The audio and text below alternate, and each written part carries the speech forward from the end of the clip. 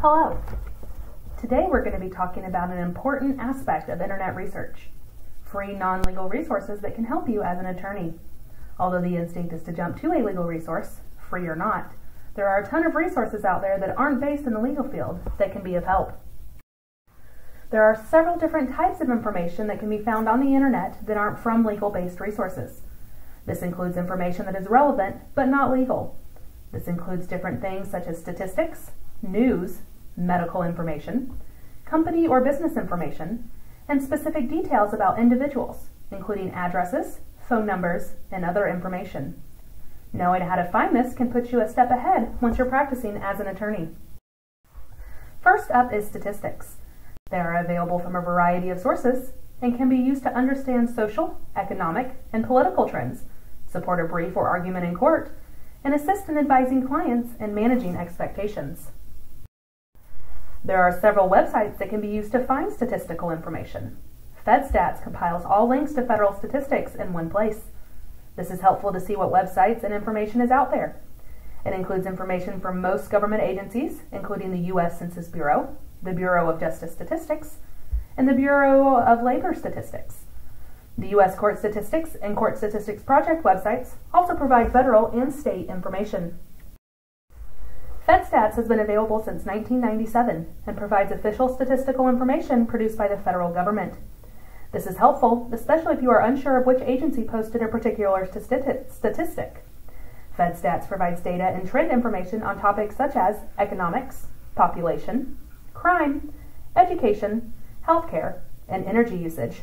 However, be careful when viewing web pages for updated information.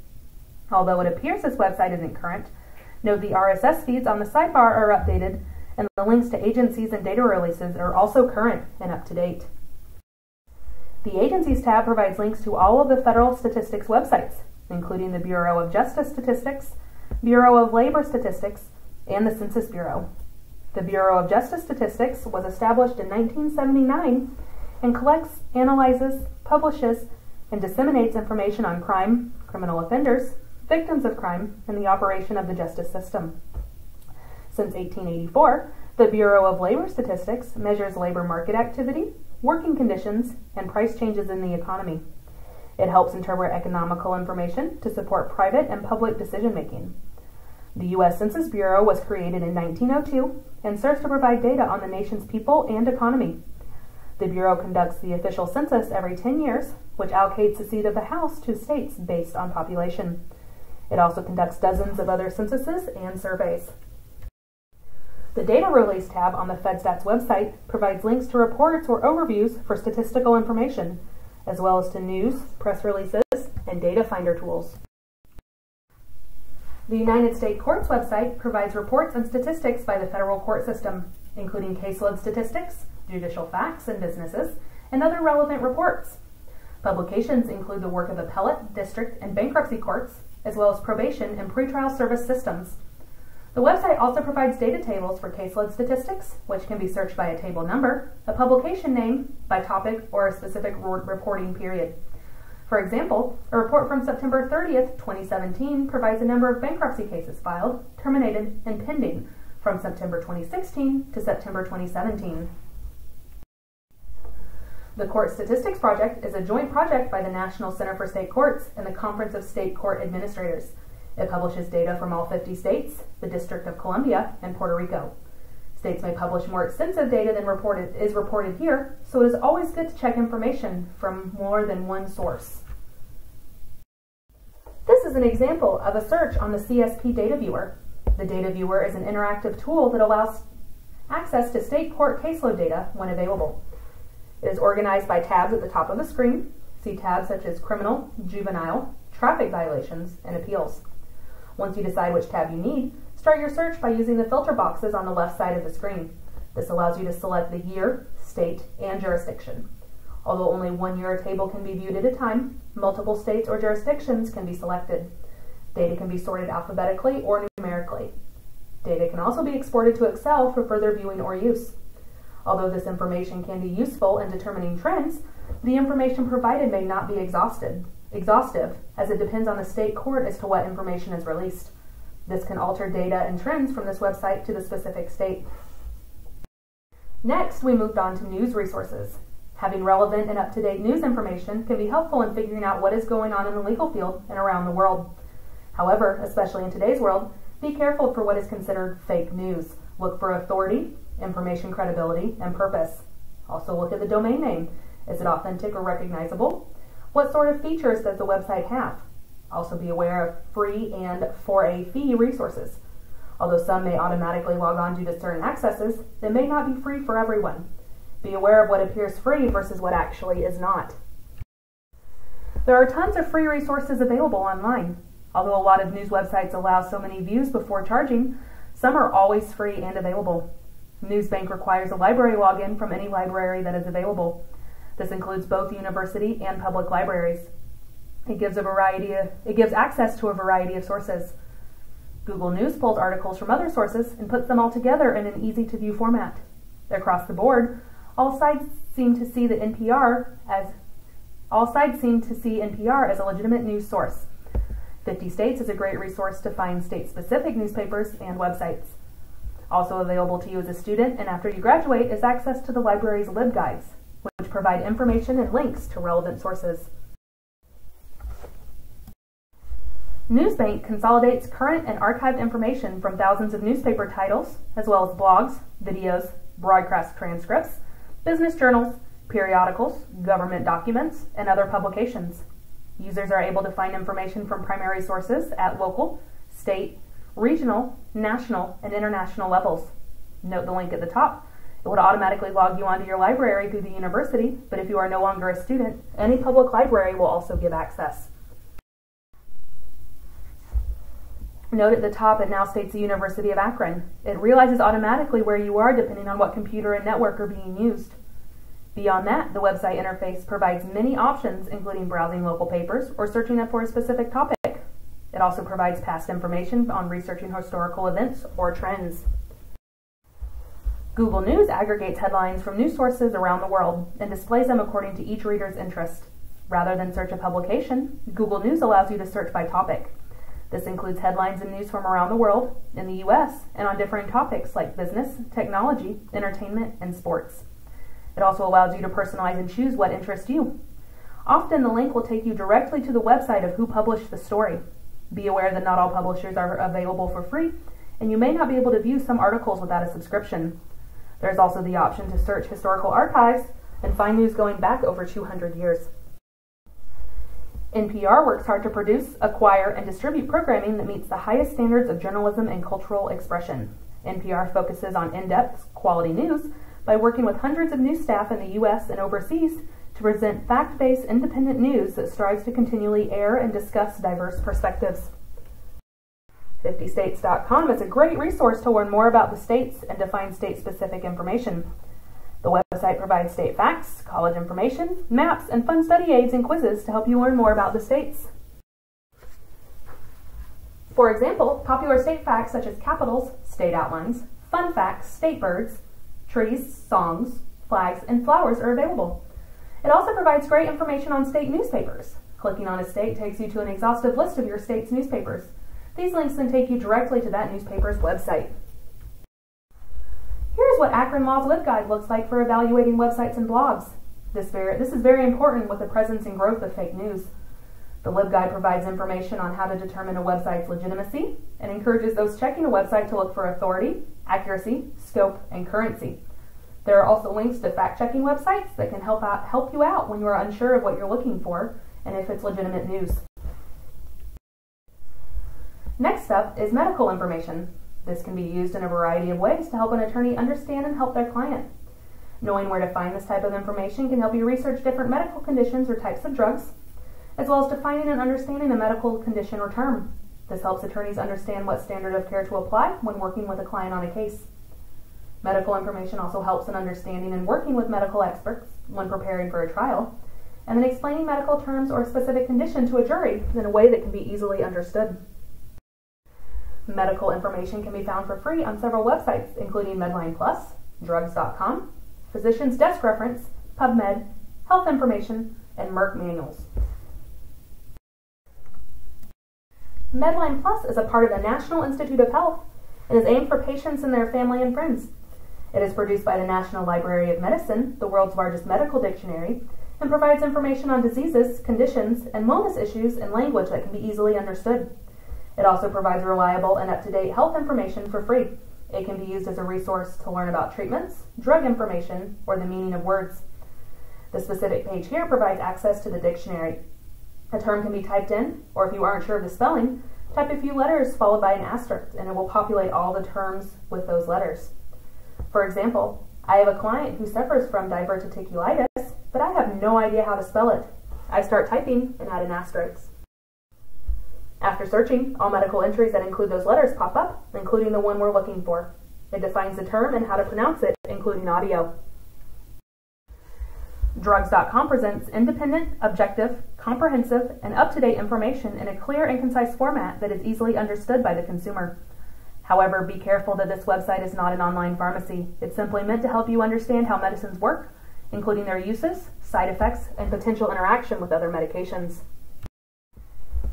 Prescriber's Digital Reference, provided by the Physician's Desk Reference, provides and delivers health knowledge products and services that help in prescribing decisions and patient adherence to improve health.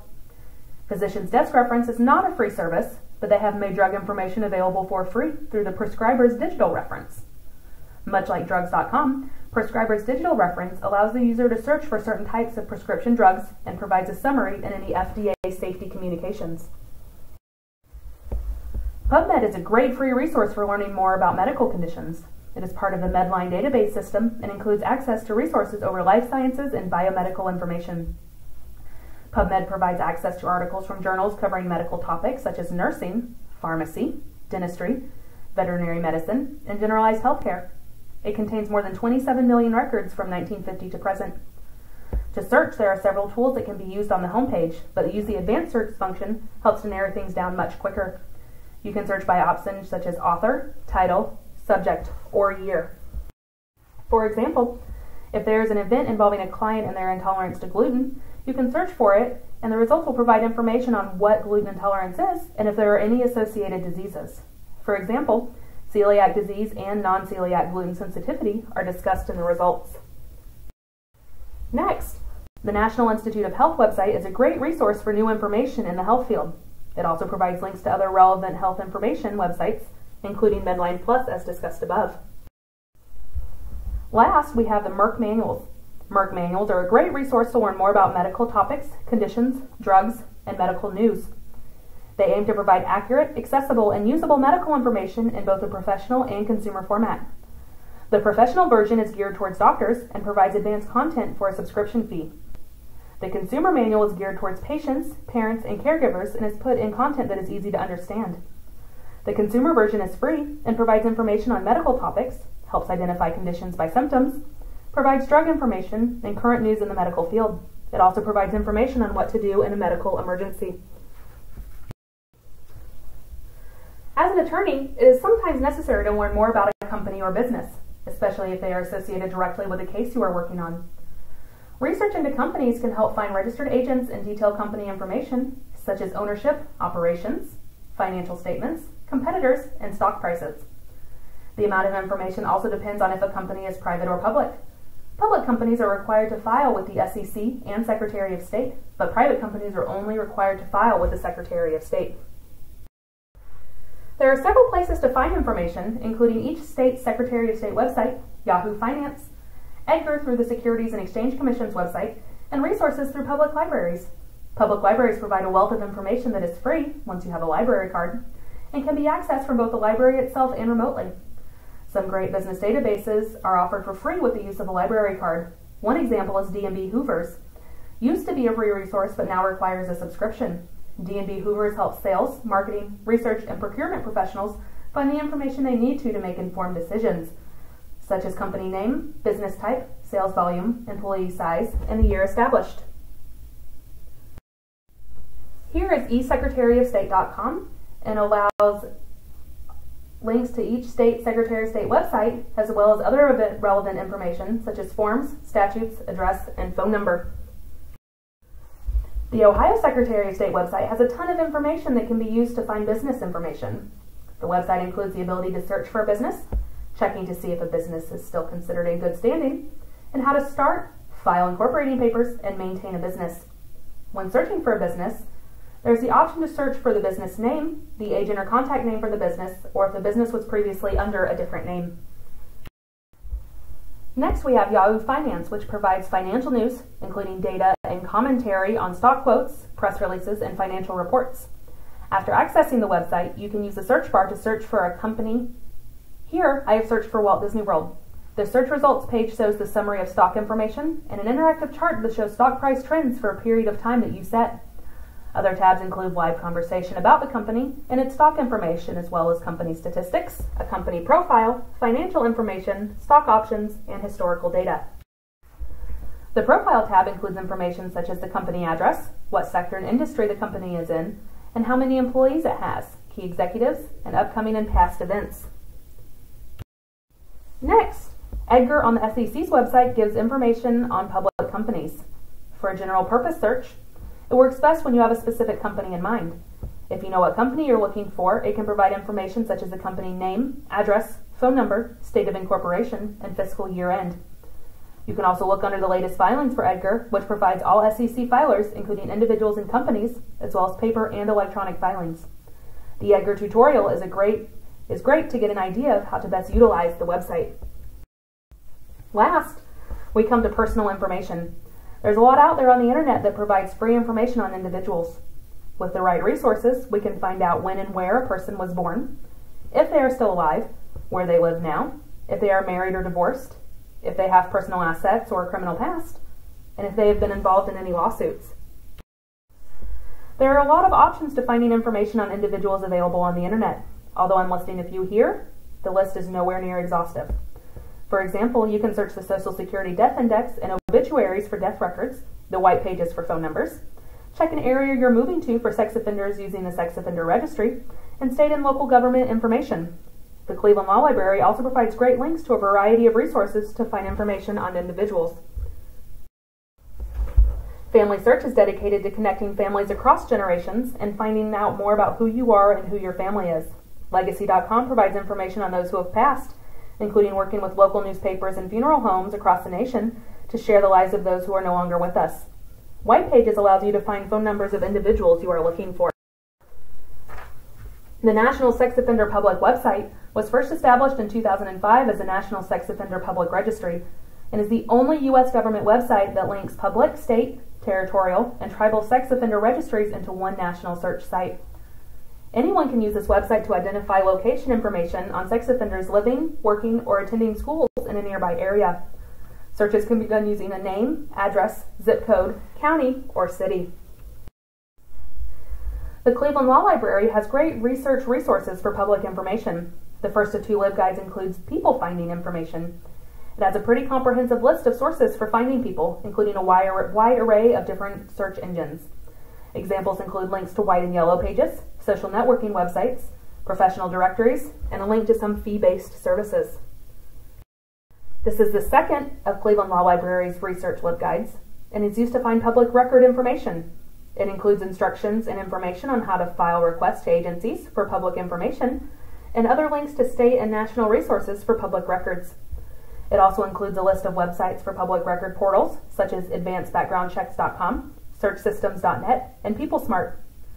It also has a list of vital records and helps those find information on birth, death, and marriage records. It also includes links to property records for real estate, airplanes, boats, horses, cars, and unclaimed funds. There's information on criminal records, bankruptcies, voter registration, military, political campaign donations, credit reports, and map services.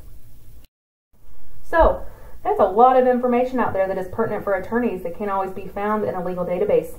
It's good to know where to find these things for free, especially if as an attorney you don't have full access to all the latest databases you are accustomed to using as a student.